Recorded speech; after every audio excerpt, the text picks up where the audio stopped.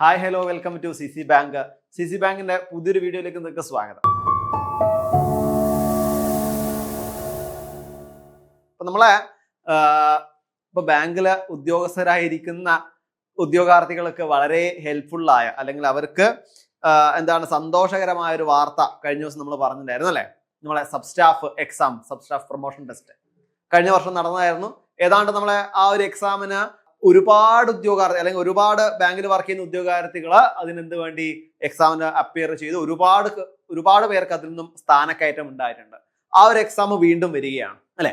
ആ ഒരു എക്സാം വീണ്ടും വരുമ്പോൾ അവിടെ എന്തൊക്കെയാണ് മാറ്റങ്ങൾ അല്ലെ, എന്തൊക്കെയാണ് അവിടെ മാറ്റങ്ങൾ, എന്താണ് അവിടെ പുതുതായിട്ട് എന്തൊക്കെയാണ് സിലബസ് ഉണ്ടാവുക, എന്തെങ്കിലും കാര്യങ്ങൾ നമുക്കൊന്ന് ജസ്റ്റ് ഒന്ന് ഡിസ്കസ് ചെയ്യാം.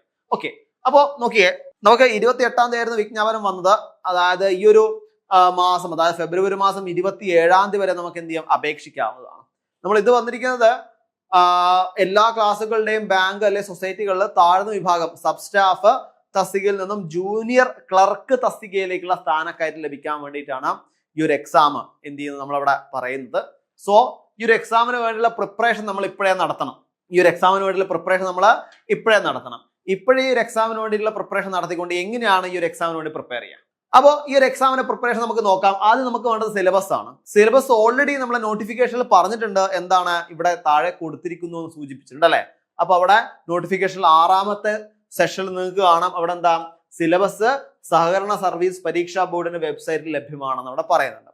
അപ്പൊ കഴിഞ്ഞ ഒരു സബ് സ്റ്റാഫിന്റെ അതേ സിലബസ് തന്നെയാണ് നമുക്ക് ഇപ്പോഴും ഉള്ളത്.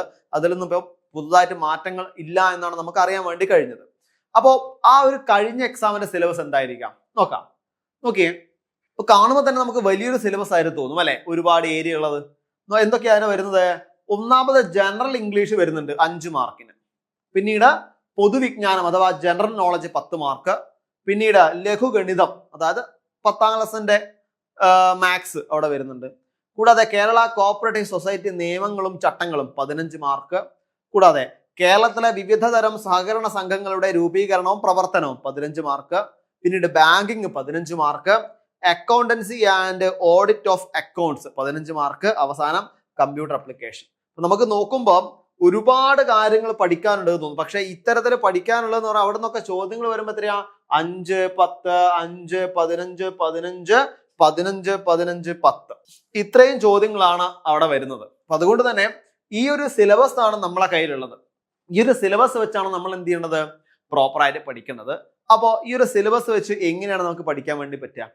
അതായത് ഇവിടെ നിന്നൊക്കെ നമ്മൾ എത്രയാണോ നമുക്ക് വേണ്ടത്, സിലബസ് നമുക്ക് പ്രോപ്പറായിട്ട് അറിയാം. അതിൽ ഏതൊക്കെയാണോ പഠിക്കേണ്ട കാര്യങ്ങളും കൂടി അവിടെ പ്രോപ്പറായിട്ട് കൊടുത്തിട്ടുണ്ട്. സോ ഇത്തരത്തിൽ നമുക്ക് വേണ്ട കാര്യങ്ങൾ മാത്രം എടുത്തുകൊണ്ട്, നമുക്ക് വേണ്ട കാര്യങ്ങൾ മാത്രം നമ്മൾ പഠിച്ചുകൊണ്ട് നമുക്ക് ആ ഒരു മാർക്ക് സ്കോർ ചെയ്യാനുള്ള ഒരു പഠനം, ആ ഒരു സ്ട്രാറ്റജി വെച്ചുള്ള പഠനം നമ്മൾ എന്ത് ചെയ്യണം, മുന്നോട്ട് കൊണ്ടുപോകണം. കാരണം നമ്മളെ കഴിഞ്ഞ സബ് സ്റ്റാഫ് പ്രൊമോഷൻ ടെസ്റ്റിൽ നമുക്ക് നല്ലൊരു വിജയമാണ് നമ്മളെ മുന്നിൽ ഉണ്ടായിരിക്കുന്നത്. ഒരുപാട് പേരാണ് നമ്മൾ കൂടെ സ്ഥാനം കയറ്റം ലഭിച്ചത്. അതുകൊണ്ട് തന്നെ കറക്റ്റ് ആയിട്ടുള്ള പ്രോപ്പർ സ്ട്രാറ്റജി നമ്മളെ കയ്യിൽ അവൈലബിൾ ആണ്. അതുകൊണ്ട് തന്നെ ഈ ഒരു സിലബസ് നോക്കിക്കൊണ്ട് എന്ത് ചെയ്യുക, നിങ്ങൾ പഠിക്കാം.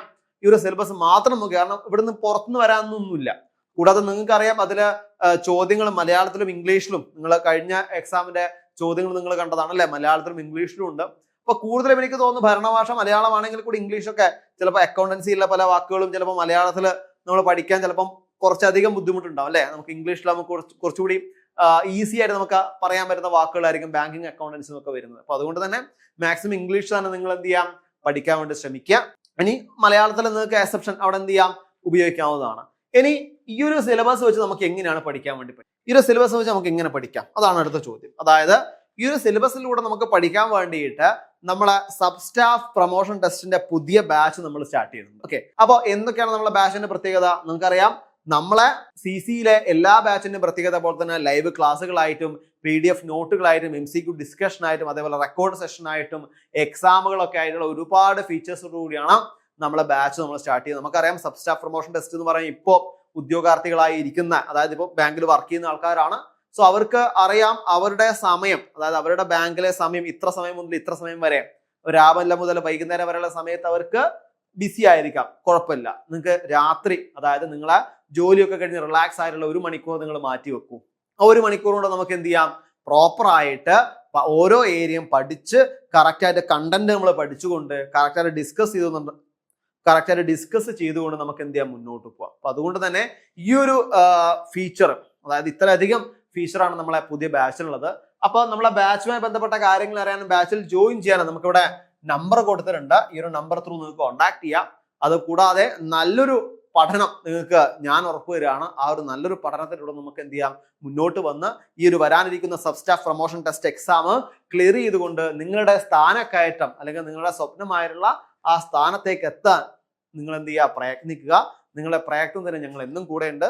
അതുകൂടാതെ ഒരിക്കൽ കൂടി പറയാം, നമ്മളെ സബ് സ്റ്റാഫ് പ്രൊമോഷൻ ടെസ്റ്റിന്റെ പുതിയ ബാച്ച് സ്റ്റാർട്ട് ആയിട്ടുണ്ട്. അപ്പൊ ബാച്ചുമായി ബന്ധപ്പെട്ട കാര്യങ്ങൾ അറിയാനും ബാച്ചിൽ ജോയിൻ ചെയ്യാനും നമ്മളെ ബോർഡ് നമ്പറുമായിട്ട് കോൺടാക്ട് ചെയ്യുക. അപ്പോൾ കൂടുതൽ സബ് സ്റ്റാഫിന്റെ കൂടുതൽ വീഡിയോസുമായിട്ട് ബന്ധപ്പെട്ടും, അതായത് ചോദ്യങ്ങളുമായിട്ടും അതേപോലെ ഉത്തരങ്ങളായിട്ടും പഠന സ്ട്രാറ്റജിയുമായിട്ടും നമുക്ക് വീണ്ടും കാണാം. ഇപ്പൊ നിർത്തട്ടെ. Thank you so much.